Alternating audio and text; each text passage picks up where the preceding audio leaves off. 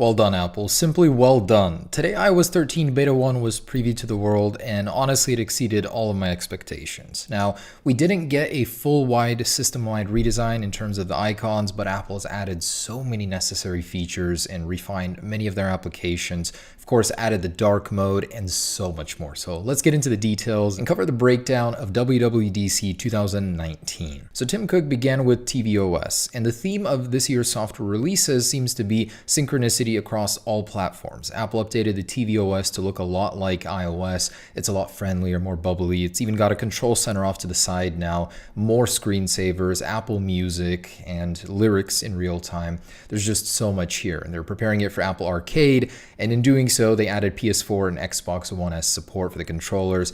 Seriously awesome. So great work even there. So moving on to watchOS, we got a ton of new watch faces here, a nice new gradient one, modern face, smooth face, and Apple did release some new bands in new colors. The theme seems to be summer here, so you'll see a lot of those colors throughout watchOS. There are dedicated applications now for audiobooks, voice memos, a calculator app with tip calculation inside, just all around polishing everywhere they could. There's a new streaming audio API that will allow many of your favorite applications to run independently from the iPhone. That's huge. Many applications now, in fact, will work without the iPhone. You won't need it to piggyback off of that, and Apple is making it more of a standalone device.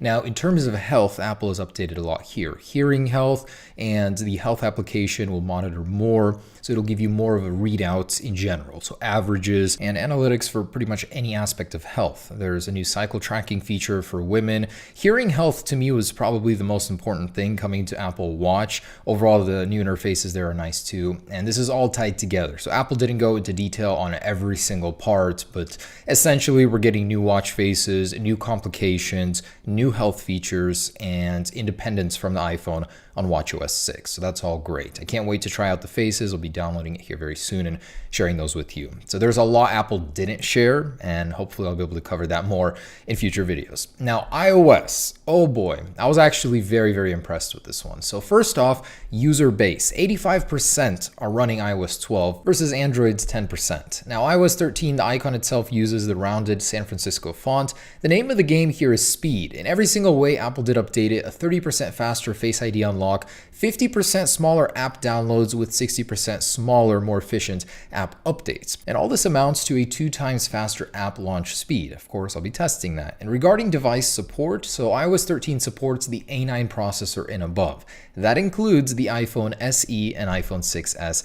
Thank goodness. Both amazing devices and fully equipped for iOS 13. And yes, the name of the game with iOS 13 is dark mode. Apple has finally added this long-awaited, long-requested feature, and there is a really cool implementation of it. The wallpaper actually gets reversed into this dark mode. All of the system elements take on a dark shadow, and inside of applications, it's a near pitch black dark mode. So some of the actual menu elements themselves seem to not be pitch black, but again, after installing, we'll elaborate on that. Photos application gets a huge upgrade, and that's one to talk about. There's a new share sheet. Just in general, Apple has taken iOS 12 and polished it tremendously in many other areas. Music application now has real-time lyrics on the iPhone as well. Just all around, you can see that Apple is embracing the dark mode, and they've done it right, seemingly. It wasn't just a slap-on, it seems to be very well made. And many of the stock system applications have been redesigned, re-optimized, made more friendly, more user-friendly. A lot of the icons themselves you'll see are more bubbly, rounded, and all around it's more user-friendly.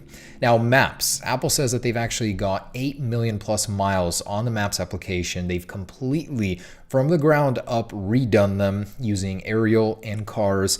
And in Maps, there's a new binoculars button that's essentially Street View. They call it Look Around, and it's done much better. It's very smooth. The transition from one area to another, you can click on a store, immediately get a pop-up telling you about that store, what they sell, and so on. Also, iOS 13 is built with privacy in mind. There's a new single sign-in made by Apple that will work within applications, in Safari, websites, just brilliant, brilliant work. And if you'd like to use your own email, Apple will provide you with a burner. That way, the applications never really get your information. HomeKit has been redesigned. Now there's a new feature for security cameras. It's built right in. There's an actual interface for seeing it from your notification center. And this way, the actual provider of the security cameras do not get your info. It's all processed on your phone and in the cloud. And forget about unidentified numbers. Just like the leaks predicted, you'll be able to set your avatar and your name in iMessage by default like any other messaging application. Super cool. There's now Memoji updates, much more detailed, like surprisingly detailed. You can get accessories, glasses,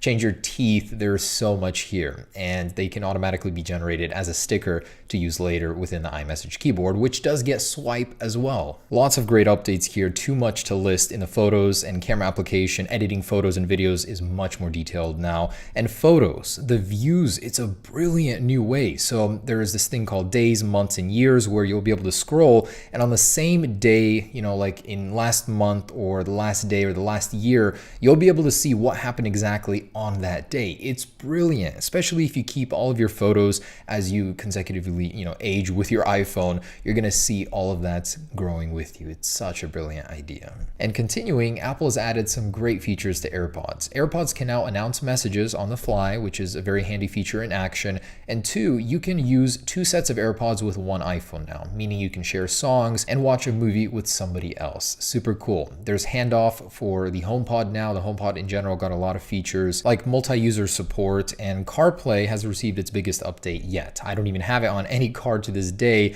but it's got a new interface, sort of a split screen mode here, and you can see a lot on the same screen with suggestions in CarPlay. Shortcuts is a default app now in iOS 13, and Siri sounds different because with machine learning, they have completely changed the way that she works. And that's just the surface. Apple added so many features to iOS 13 that they themselves couldn't cover in this release. It would just take too long. So hopefully I'll get through those eventually. Anyways, so next up, they went ahead and separated iPad from iOS. It's now called iPadOS just because of the complexity of it. They've completely reworked the way that it works. It's very intuitive. There's a new text manipulation system. There is now a built-in widgets view on the home screen. The way that slide over works, there's multi-windows for the same application, and it just seems to be so intuitive. Drag and drop is much more in-depth. It works through many other applications, and there's a lot to cover here. A dedicated video for sure incoming, but I love all the changes they've done on iPadOS, including the Files app. So the Files app now gets even more complex. It supports USB drives, SD card drives, and there's updates to Safari with full desktop browsing just scaled to the iPad display. There's now a dedicated download manager in Safari,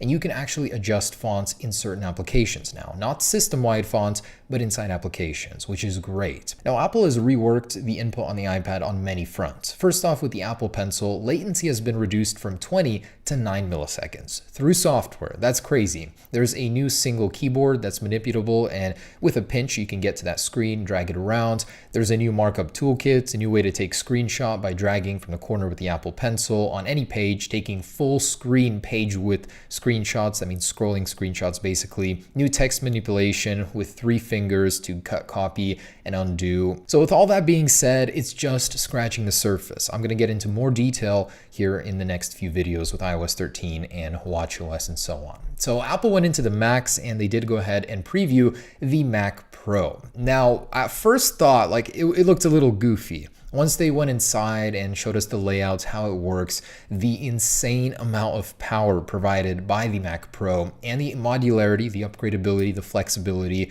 and the display, I'm just blown away. I cannot wait. Now, I still think they should have went with AMD and the Threadripper or something of the sort. Now, since the last Mac Pro was quite the thermal disappointment, Apple certainly wanted to make up for that, and it seems like they over-engineered this thing in all areas. So, in their own words, it's the most powerful Mac ever. It's very upgradable. It's got the most powerful graphical processor power setup ever, 1.4 kilowatts of power, and you can get 4 Vega 2 GPUs in this bad boy using a custom enclosure. Now, for video editing, something that Apple created is an afterburner. So that means you don't need to do any sort of offloading for the pixels. It can render 6.4 billion or 6 billion pixels all in 1 second. So essentially what Apple has created here is the absolute best content creating machine. Whether you're a video editor, a 3D modeler, just any area, any developer, any professional, you will simply not be able to get better for the amount of money you're going to be paying here. And cooling, Apple says you don't have to worry about that. Something with their computers that's, has got me wary. Can also get wheels on this thing, but overall they've engineered it with some very crazy structures, as you can see on the front, for maximum cooling, and it acts as a heatsink itself. We have the same ones on the actual displays. So they did a couple demos with Logic Pro, and it's really crazy the amount of things it can do at once and have processing power left over. Simply truly stunning. So Apple, well done. Now, regarding the display, absolutely nothing like what we expected. The only comparable one is $43,000, does not have the 6K resolution, and this is a 32-inch display. So in all aspects, they made this the best professional display ever. It looks a little blocky, but that's because they had to have some insane cooling inside of it. There's a nano texture reflective matte coating option, and the way that they explained it, the diffusion process, it's simply a stunning piece of engineering. And it runs at 1,000 nits just on average, and then you can get up to 1,600 nits, but it cannot sustain that for long, or we don't know how long it can. So something interesting is that Apple will be selling the actual display stand separately. It is a pretty cool stand. It feels weightless. It's counterbalanced, so you'll be able to swivel it even vertically, horizontally, really whichever way you want. It's a very cool piece of engineering, but it's sold separately from the display. You're just going to get the display without that. That's a $1,999 option separately. Just the display is $5,000, and then to get the one with the nano coating with the matte display, that's $6,000. So this could run you up to $8,000 just for one. Now you can jerry-rig 6 together, and there will also be a very interesting version that's a server edition, so you can stack them, kind of more compact here. So by all means, it is a good value. You're getting your money's worth compared to the competition. It's better in every single way, but it was funny the way that the crowd actually hushed when they said that the display would be sold separately from the stand. Now, iTunes is getting split up into 3 applications: Apple Music, Apple Podcasts, and Apple TV. So you'll be able to use those separately. The actual syncing for your iPhone will be happening in the Finder application. I guess that's a pretty handy solution. So iTunes is no more, and I think that's a good thing. And as expected, Apple did announce a couple other features: Sidecar, where you'll be able to use your iPad as a secondary display and manipulate these applications with the Apple Pencil, with more, of course, coming in the future.